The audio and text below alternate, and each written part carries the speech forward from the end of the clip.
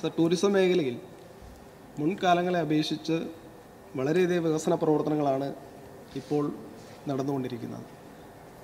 Sir, കോവിഡും പ്രളയമെല്ലാം ഉണ്ടായത് മുതൽ വലിയ പ്രതിസന്ധിയാണ് സാർ ഈ മേഖല നേരിട്ടുകൊണ്ടിരിക്കുന്നത്. എന്നാൽ ആ സമയത്ത് ഈ പ്രതിസന്ധികളിലൊന്നും പതറിപ്പോകാതെ തന്നെ ഇതിനെ എങ്ങനെ മറികടക്കാൻ കഴിയുമെന്നുള്ള നിലയ്ക്ക് ആലോചിച്ച് പുതിയ തീരുമാനങ്ങളെടുത്ത് നേതൃത്വപരമായിട്ടുള്ള പങ്ക് വഹിച്ചതിന് ശേഷം സാർ, ഇന്ന് വിനോദസഞ്ചാര മേഖല ഫീനിക്സ് പക്ഷിയെ പോലെ എഴുന്നേറ്റ് വളർച്ചയുടെ പാതയിലേക്ക് തിരിച്ചെത്തിയിരിക്കുകയാണ് സാർ. ഒരു ഉദാഹരണമായി പറയുകയാണെങ്കിൽ ഓരോ വർഷവും വിനോദസഞ്ചാരികൾ കേരളത്തിലേക്ക് എത്തുന്ന ആളുകളുടെ എണ്ണം വർദ്ധിച്ചു വന്നുകൊണ്ടിരിക്കുകയാണ്. സാർ, നമ്മുടെ നാടിനെ സംബന്ധിച്ചിടത്തോളം വിദേശ ആഭ്യന്തര ടൂറിസ്റ്റുകളെ ഒരേപോലെ ആകർഷിക്കുന്ന പ്രദേശമാണ്. ഓരോ വർഷം കഴിയുന്നവരും ടൂറിസ്റ്റുകളുടെ എണ്ണം വർദ്ധിച്ചുകൊണ്ടിരിക്കുന്നു. വിനോദസഞ്ചാര കേന്ദ്രങ്ങളുടെ ഗുണമേന്മയും സുസ്ഥിര വികസനവും ഉറപ്പാക്കുന്നതിന് വിവിധ പദ്ധതികളാണ് നമ്മുടെ ഗവൺമെൻറ് നടപ്പിലാക്കിക്കൊണ്ടിരിക്കുന്നത്.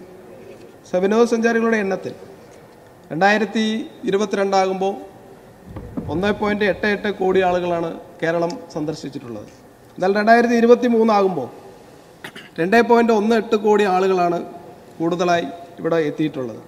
വരുമാനത്തിലും അതനുസരിച്ചുള്ള വർധനവ് ഉണ്ടായിക്കൊണ്ടിരിക്കുകയാണ് സാർ. ഈ ഗവൺമെൻറ് വന്നതിന് ശേഷം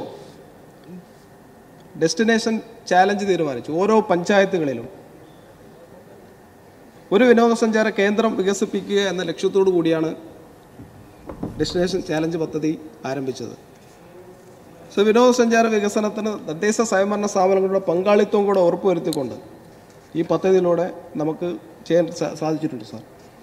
വിനോദസഞ്ചാര വകുപ്പും തദ്ദേശ സ്വയംഭരണ വകുപ്പും സംയുക്തമായി നടപ്പിലാക്കുന്ന ഈ പദ്ധതിയുടെ സംസ്ഥാനത്തെ ആഭ്യന്തര ടൂറിസം മേഖലയിൽ വൻ കുതിച്ചുചാട്ടമാണ് ഉണ്ടാവാൻ പോകുന്നത്. പല സ്ഥലങ്ങളിലും അത് ഉണ്ടായിക്കൊണ്ടിരിക്കുന്നു. സാഹസിക ടൂറിസം ഇടുക്കി ജില്ലയിൽ വാഗമണ്ണിൽ ഏറ്റവും വലിയ ഗ്ലാസ് ബ്രിഡ്ജ് ആരംഭിച്ചു. അതേപോലെ അഡ്വഞ്ചർ പാർക്ക് ആരംഭിച്ചു. എനിക്ക് മുമ്പ് സംസാരിച്ച അംഗം പറഞ്ഞത് ടൂറിസം രംഗത്തേക്ക് ആളുകൾ വിനോദസഞ്ചാരികൾ എത്തിച്ചേരുന്നില്ല എന്നാണ്. എന്നാൽ ഇടുക്കി ജില്ലയിൽ ഈ കഴിഞ്ഞ ഏപ്രിൽ മെയ് മാസങ്ങളിൽ വലിയ രീതിയിലുള്ള ആളുകളാണ് സാർ അവിടെ എത്തിച്ചേർന്നിട്ടുള്ളത്. ഇനി രണ്ടാം ഘട്ടത്തിൽ മൂന്നാർ ഗ്യാപ്പ് റോഡിൽ അഡ്വഞ്ചർ പാർക്ക് ആരംഭിക്കാൻ വേണ്ടി തീരുമാനിച്ച് അതിൻ്റെ സ്ഥലം ഏറ്റെടുപ്പുമായി ഇപ്പോൾ മുന്നോട്ട് പോകുന്നു.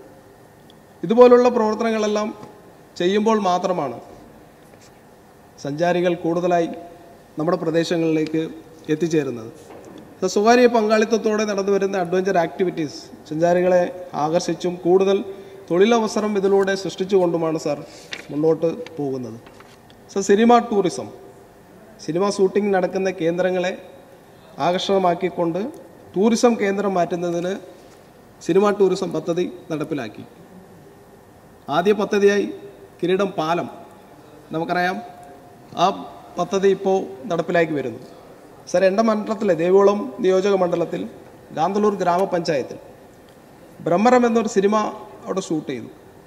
അതിനുശേഷം പൃഥ്വിരാജും മമ്മൂട്ടി അടക്കമുള്ള തുടർച്ചയായിട്ട് പടങ്ങൾ അവിടെ ഷൂട്ട് ചെയ്തുകൊണ്ടിരിക്കുന്നു.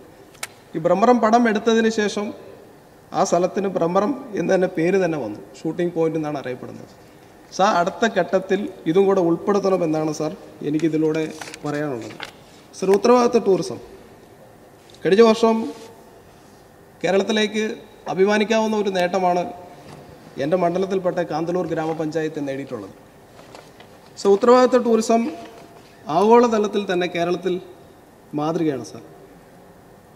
സ്ത്രീ സൗഹാർദ്ദ വിനോദസഞ്ചാരം, ഗ്രീൻ ടൂറിസം, സ്ട്രീറ്റ് വില്ലേജ് ഇങ്ങനെയെല്ലാം നടപ്പിലാക്കിയതിൻ്റെ ഭാഗമായി ഇന്ത്യയിൽ 788 ഗ്രാമപഞ്ചായത്തുകളാണ് അതിലുണ്ടായിരുന്നത്. സാർ, 788-ൽ 5 പഞ്ചായത്തുകളിൽ ഒന്നായി കാന്തല്ലൂർ ഗ്രാമപഞ്ചായത്തിന് മാറാൻ കഴിഞ്ഞു. അങ്ങനെ വന്നതിൻ്റെ ഭാഗമായി അവിടെ സ്ട്രീറ്റ് പദ്ധതി നടപ്പിലാക്കിയതിൻ്റെ ഭാഗമായി കഴിഞ്ഞ വർഷം ഗ്ലോബൽ അവാർഡ് വാങ്ങിച്ചത് ആ കാന്തല്ലൂർ ഗ്രാമപഞ്ചായത്തിലാണ് സാർ. ഇത് നടപ്പിലാക്കിയതിൻ്റെ ഭാഗമാണ് അടുത്ത ഘട്ടത്തിൽ ഇതേ സമാനമുള്ള ഒരു പ്രദേശമാണ് വട്ടവട പ്രദേശം. ഈ വട്ടവടയിലും ഇത് നടപ്പിലാക്കണം, ഉത്തരവാദിത്ത ടൂറിസം മിഷനിലൂടെ നടപ്പിലാക്കണമെന്നാണ് സാർ എനിക്ക് ഇതിലൂടെ ആവശ്യപ്പെടാനുള്ളത്. സോ വിനോദസഞ്ചാരവുമായി ബന്ധപ്പെട്ട് പറയുമ്പോൾ പല സ്ഥലങ്ങളിലും വെളിയിൽ നിന്ന് വരുന്ന ആളുകളൊക്കെയാണ്. അവർക്ക് ആ സ്ഥലങ്ങളെക്കുറിച്ച് അറിയണമെന്നില്ല. ഇപ്പോൾ ഒരു സമഗ്രമായിട്ടുള്ള ഒരു ടൂറിസം മാപ്പ് ടൂറിസ്റ്റ് പോയിന്റിൽ നിന്ന് നമ്മൾ സ്ഥാപിക്കുകയാണെങ്കിൽ ഒരു സ്ഥലത്ത് നിന്ന് മറ്റു സ്ഥലത്തേക്ക് എത്തിച്ചേരുന്നതിന് ഏറ്റവും എളുപ്പമായിരിക്കും. അതേപോലെ ആരംഭിച്ച മറ്റൊരു പദ്ധതിയാണ് ടൂറിസം ക്ലബ്ബ്.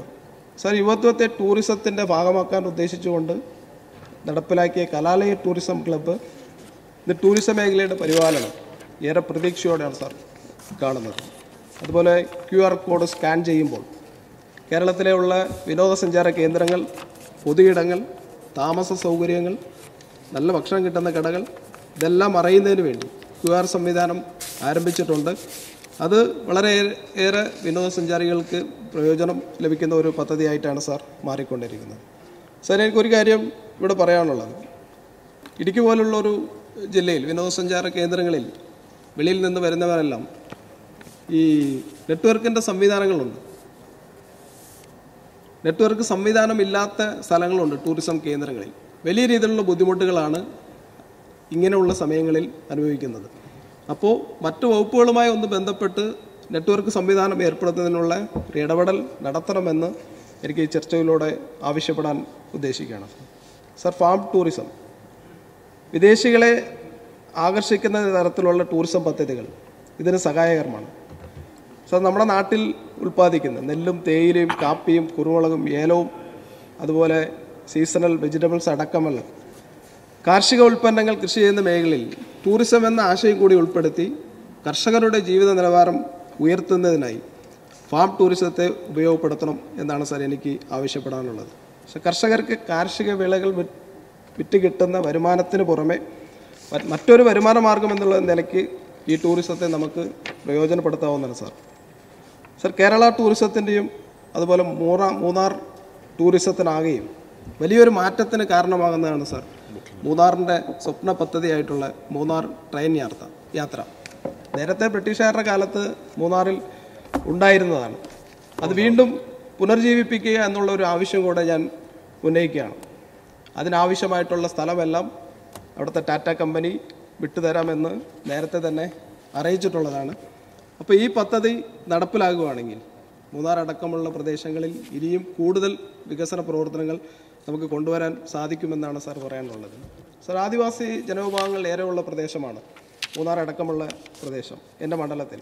അപ്പോൾ അവരുടെ ഒരു ജീവിത രീതി, അതുപോലെ ഭക്ഷണം, ചികിത്സ, സംസ്കാരം എന്നിവ മറ്റുള്ളവർക്ക് പരിചയപ്പെടുത്തുന്ന ടൂറിസം പദ്ധതികളും ആവിഷ്കരിക്കണമെന്നാണ് സാർ എനിക്ക് ആവശ്യപ്പെടാനുള്ളത്.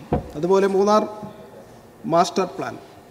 സാർ, കഴിഞ്ഞ ഈ 2 മാസത്തിനിടയിൽ മൂന്നാറിലേക്ക് വിനോദസഞ്ചാരികൾ നിരവധിയായിട്ടുള്ള ആളുകൾ എത്തിച്ചേർന്ന ഒരു പ്രദേശമാണ്. പക്ഷെ അങ്ങനെ വരുമ്പോൾ ഇവരെല്ലാം 3 മണിക്കൂർ 4 മണിക്കൂറെല്ലാം ബ്ലോക്കിൽ പെടുകയാണ്. മലയോര ഹൈവേ കേരളത്തിൽ ഒരറ്റത്തു നിന്ന് മറ്റൊരറ്റം വരെ നടപ്പിലാക്കുന്നുണ്ട്. എന്നാൽ ദൗർഭാഗ്യവശാൽ എൻ്റെ മണ്ഡലത്തിലെ വട്ടവടയിലേക്കും അതുപോലെ കാന്തളൂരിലേക്കുള്ള റോഡുകൾ അത് കഴിഞ്ഞ തവണ ഈ ഹൈവേയിലോ ഒരു പദ്ധതിയിലും പെടുത്തിയിട്ടില്ല. പക്ഷേ ഭയങ്കര തിരക്കാണ്. 3 മണിക്കൂർ 4 മണിക്കൂർ ആളുകൾ ബ്ലോക്കിൽ കിടക്കുന്ന ഒരവസ്ഥ ഉണ്ട്. ആ റോഡും കൂടി പുതുക്കി പണിയണമെന്ന് എനിക്ക് പറയാൻ ഞാൻ ആവശ്യപ്പെടുകയാണ്. അതുപോലെ അതിർത്തി പങ്കിടുന്ന ഒരു മണ്ഡലമാണ് എൻ്റെ മണ്ഡലം. തമിഴ്നാടുമായി അതിർത്തി പങ്കിടുന്ന മണ്ഡലമാണ്. അപ്പോൾ വട്ടവടയിൽ നിന്ന് കൊടൈക്കനാലിലേക്ക് ഒരു 9 കിലോമീറ്റർ യാത്രയിലേക്ക് എത്താൻ പറ്റും. എന്നാൽ ഈ ടൂറിസം സാധ്യതകളെ ഉപയോഗപ്പെടുത്തുന്നതിന് വേണ്ടി നമുക്ക് ഈ കൊടൈക്കനാൽ റോഡും കൂടെ ഒന്ന് യാഥാർത്ഥ്യമാക്കണം. ഞാൻ ഒരിക്കൽ കൂടി പിന്തുണച്ചുകൊണ്ട് അവസാനിപ്പിക്കും.